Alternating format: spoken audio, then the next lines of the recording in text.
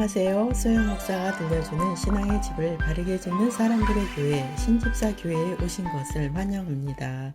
오늘 말씀은 살아있는 말씀. 히브리서 4장 12절. 하나님의 말씀은 살아있고 활력이 있어 좌우의 날선 어떤 검보다도 예리하여 홍과 영과 및 관절과 골수를 찔러 쪼개기까지 하며 또 마음의 생각과 뜻을 판단하나니. 하나님의 말씀은 철학적인 내용이나 명언을 나열하기 위하여 기록한 것이 아닙니다. 하나님의 말씀이 살아있다는 것은 실제 하는 말씀이고 삶 속에서 말씀을 경험할 수 있다는 것입니다. 우리는 하나님의 현존하심을 믿어야 하고 내 삶 속에서 함께 하시는 분으로 믿어야 합니다. 첫 번째, 하나님의 말씀은 살아 있습니다. 즉 살아서 움직이고 있습니다.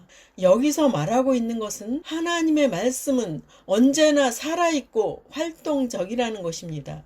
하나님의 말씀은 언제나 인간의 심령에 깨닫는 지혜를 주시고 생명의 길로 인도해 주십니다. 그러므로 하나님의 말씀은 죽어있는 무의미한 이론이 아닙니다. 그 말씀은 믿는 자의 심령에 살아 움직이고 충만한 생명력이 됩니다. 살아계신 하나님에 대한 믿음이 얼마나 중요한가를 깨우치는 말씀을 보시겠습니다. 히브리서 11장 6절. 믿음이 없이는 하나님을 기쁘시게 하지 못하나니 하나님께 나아가는 자는 반드시 그가 계신 것과 또한 그가 자기를 찾는 자들에게 상 주시는 이심을 믿어야 할지니라. 본문에 믿음이 없이는 하나님을 기쁘시게 못한다고 말씀하십니다. 그 믿음은 바로 하나님께서 반드시 계신 것을 믿는 것입니다. 즉 하나님께서 살아 계신 것과 함께 하신다는 실제적인 믿음입니다. 또 한 가지는 하나님을 찾는 자들에게 상 주시는 분이라는 사실을 믿어서 하나님을 기쁘시게 할 수 있습니다. 상이라는 말씀은 하나님의 약속이며 기도 응답이며 하나님의 축복을 가리킵니다. 하나님의 상도 믿음이 없이는 받을 수가 없습니다. 현실이 불확실한 가운데 있을지라도 여러분의 상황이 최악일지라도 하나님께 대하여는 견고하고 변치 않는 믿음이 필요합니다. 그런 믿음이 그분의 살아계심을 믿는 것이며 그분의 능력을 믿는 믿음입니다. 하나님의 말씀은 살아있습니다. 여러분의 삶 가운데서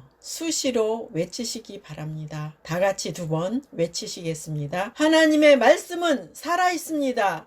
하나님의 말씀은 살아있습니다. 2번째, 하나님의 말씀은 운동력이 있습니다. 즉 하나님의 말씀은 활동적이고 역동적이고 활력을 북돋아 줍니다. 그분의 구원의 말씀은 실제적인 활동을 하셔서 우리를 구원의 자녀로 만드셨습니다.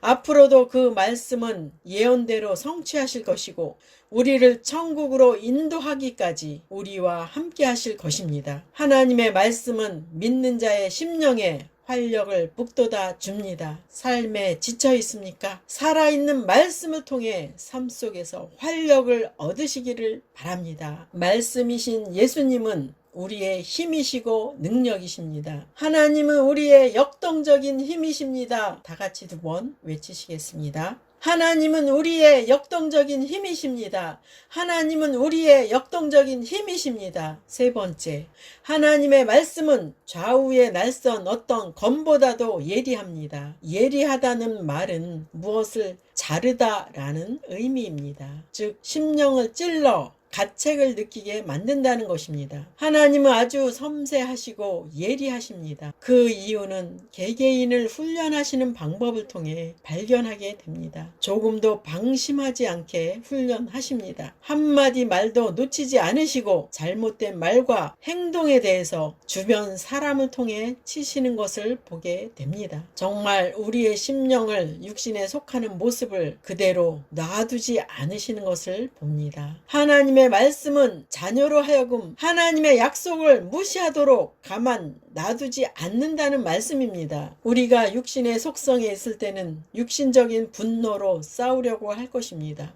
금방 육신으로 반응하지 말고 말씀에 비추어 자신을 돌아보십시오. 그러면 금방 깨닫게 될 것입니다. 자신이 육신에 속해 있었다는 사실을 알게 되고 수치심과 죄책감이 생길 것입니다. 그렇다고 하나님께서는 여러분이 수치심의 마음을 갖고 자책으로 시간을 보내는 것을 하나님은 기뻐하시지는 않습니다. 하나님께서 원하시는 것은 깨닫고 하나님의 영으로 돌아서는 것을 원하십니다. 하나님께서 원하시는 것은 돌아와서 그분을 청종하는 것입니다. 하나님께 돌아옵시다. 다 같이 2번 외치겠습니다. 하나님께 돌아옵시다. 하나님께 돌아옵시다. 4번째, 하나님의 말씀은 찔러 쪼개기까지 합니다. 즉 관통한다는 것입니다. 그 말씀은 막힘이 없이 인간의 영과 혼을 관통합니다. 혼과 영 그리고 관절과 골수가 나옵니다. 이 말씀은 같은 의미를 부연 설명하는 것입니다. 보이는 관절과 골수를 통해 보이지 않는 혼과 영을 설명하는 것입니다. 아주 깊숙한 곳에 위치한 관절과 골수를 찔러 쪼개는 것은 의사만이 할 수 있습니다. 그와 마찬가지로 하나님은 우리 눈에 보이지 않는 혼과 영을 찌르고 쪼개신다는 말씀입니다. 다시 설명드리면 본문에서는 혼은 육신의 속성을 말하고 영은 거룩한 속성을 말씀하는 것입니다. 혼과 영은 우리의 한 몸 가운데 있지만 하나가 될 수 없다는 말씀입니다. 인간의 혼은 세상적이고 본성만을 따라 행하기 때문입니다. 그러나 사람의 영 속에 함께 하시는 성령님은 영적인 소명과 하나님의 약속의 말씀을 따르게 하십니다. 영과 혼을 구분하자. 작은 1번. 하나님의 말씀은 교만한 혼을 겸손한 영과 구별해 내십니다. 2번째, 하나님의 말씀은 죄 많은 혼을 의로운 영과 구별해 내십니다. 3번째, 하나님의 말씀은 반역적인 혼을 순종적인 영과 구별해 내십니다. 4번째, 하나님의 말씀은 믿지 않는 혼을 믿는 영과 구별해 내십니다. 하나님의 말씀은 우리의 영과 혼을 구별시킵니다. 성도라 할지라도 구별된 삶을 살지 않고 혼잡함 속에 지속적으로 머물러 있을 때는 하나님께서 가만 놔두지 않으실 것입니다. 성도는 이 세상에서 구별된 삶을 살아야 합니다. 그 구별에 대한 말씀을 보시겠습니다. 고린도 후서 6장 14절에서 16절. 너희는 믿지 않는 자와 멍에를 함께 매지 말라. 의와 불법이 어찌 함께하며 빛과 어둠이 어찌 사귀며 그리스도와 벨리알이 어찌 조화되며 믿는 자와 믿지 않는 자가 어찌 상관하며 하나님의 성전과 우상이 어찌 일치가 되리요. 우리는 살아계신 하나님의 성전이라. 이와 같이 하나님께서 이르시되 내가 그들 가운데 거하며 두루 행하여 나는 그들의 하나님이 되고 그들은 나의 백성이 되리라. 하나님의 말씀은 단호합니다. 하나님의 말씀은 구별하는 말씀입니다. 성도라는 이름도 세상과 구별된 거룩한 이름입니다. 본문은 분리되어야 하는 것을 나열하여 기록하였습니다. 본문에 나오는 믿는 자, 의, 빛, 그리스도, 하나님의 성전에 속하는 것은 영적으로 사는 모습입니다. 그러나 믿지 않는 자, 불법, 어두움, 벨리알, 우상은 육체의 속성으로만 사는 모습입니다. 우리 지체의 영과 육체의 속성 두 가지를 갖고 살고 있습니다. 육체의 속성은 날마다 부인해야 합니다. 그리고 날마다 구별된 삶을 살아서 거룩함에 속해야 합니다. 날마다 거룩한 삶에 살자. 2번 외치겠습니다.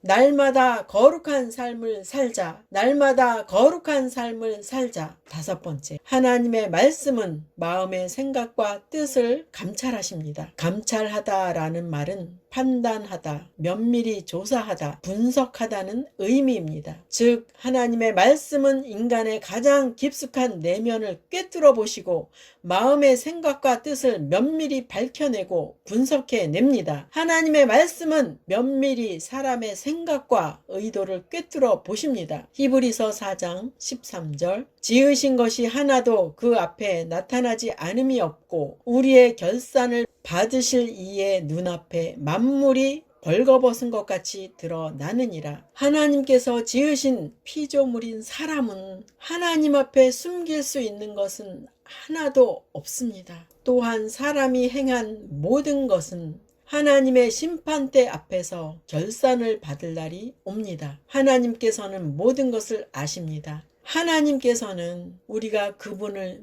믿고 있는지 믿지 않고 있는지를 아십니다. 하나님께서는 영원한 생명에 대한 약속을 믿고 있는지 믿지 않고 있는지를 다 아십니다. 하나님은 우리가 진실한 고백을 하는지 거짓된 고백을 하는지를 다 아십니다. 전도서 12장 14절 하나님은 모든 행위와 모든 은밀한 일을 선악간에 심판하시리라. 본문의 사람의 모든 행위와 감추어진 모든 은밀한 일까지도 선과 악을 구분하여 심판하신다고 말씀합니다. 하나님 앞에는 감출 수 있는 비밀이 없습니다. 여러분이 하늘 끝까지 가서 숨을지라도 바다 밑으로 가서 숨을지라도 하나님은 다 찾아내십니다. 하나님은 사람들이 다른 별을 탐사하는 것도 보시고 계시고 영원한 생명을 꿈꾸고 있는 것도 보시고 계시고 해저를 발굴하여 지구를 보존하려는 것도 보시고 계시고 사람의 유전자를 찾아내어 생명을 조작하려는 인간의 뜻도 감찰하고 계십니다. 사람의 노력은 하면 할수록 온갖 폐기물만 지구에 가득 차게 만드는 일을 아주 잘합니다. 하나님께서는 지구의 환경을 쓸모없게 만들고 지구를 온난화로 만들었다고 야단치시지는 않습니다. 우리가 할 수 있는 일은 이제 없습니다. 우리의 살 길은 단 한 가지입니다. 창조주 하나님께서 보내신 예수님을 믿으라고 말씀하십니다. 여러분의 숨은 죄까지도 아시는 주님께 모든 죄를 고백하고 용서를 받으시기 바랍니다. 용서의 사랑을 가지고 찾아오신 예수님을 무시한 죄는 영원한 형벌로 세세토록 고통을 받게 됩니다. 우주가 영원하지 않다는 것을 성경은 말씀합니다. 얼마나 다행인가요? 하나님은 이 땅이 아닌 하늘에 나라를 건설하시고 성도들을 그곳으로 옮기실 것입니다. 그리고 우주는 불로 태워져서 사라질 것이라고 성경은 말씀합니다. 우리는 마음을 다하여 하나님을 섬기고 살아서 역사하시는 하나님을 경험하면 됩니다. 성도를 훈련하시는 하나님. 예레미야 23장 29절 여호와의 말씀이니라 내 말이 불같지 아니하냐 바위를 쳐서 부스러뜨리는 방망이 같지 아니하냐. 훈련을 받을 때는 하나님의 말씀은 불처럼 방망이처럼 우리의 육신의 속성을 깨뜨리십니다. 하나님은 우리를 훈련하시는 대단한 관심을 보이시는 감시자이십니다. 이 세상 가운데서 이토록 큰 관심을 가지고 함께 하시는 분은 없습니다.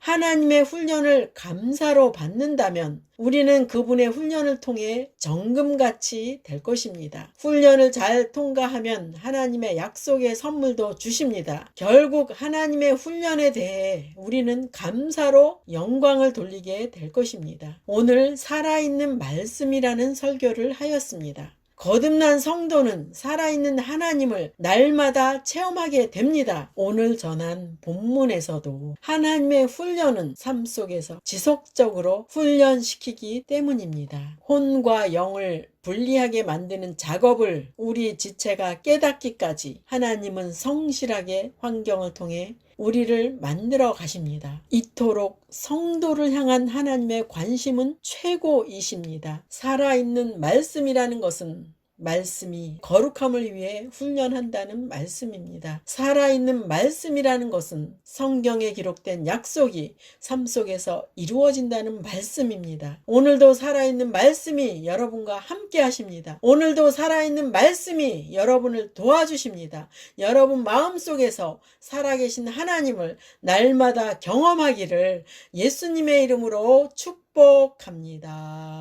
바랍니다. 마지막 시대를 살아가는 하나님의 백성 여러분, 교회는 다니지만 예수님을 그리스도로 믿지 않는 여러분, 하나님에 대해서 예수님에 대해서 잘 모르시는 여러분, 가나안 성도 여러분, 우리 함께 성경에 근거해서 성령의 능력으로 신앙의 집을 말씀대로 바르게 건축하도록 합시다.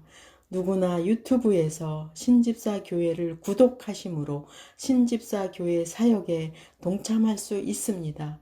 신집사 교회를 통해 영상으로 선교하는데 동참하기를 원하시는 분들과 함께 연합하기를 원합니다. 아브라함 목사에게 언제든지 연락 주십시오. 우리 주 예수 그리스도의 이름으로 축복하고 또 축복합니다.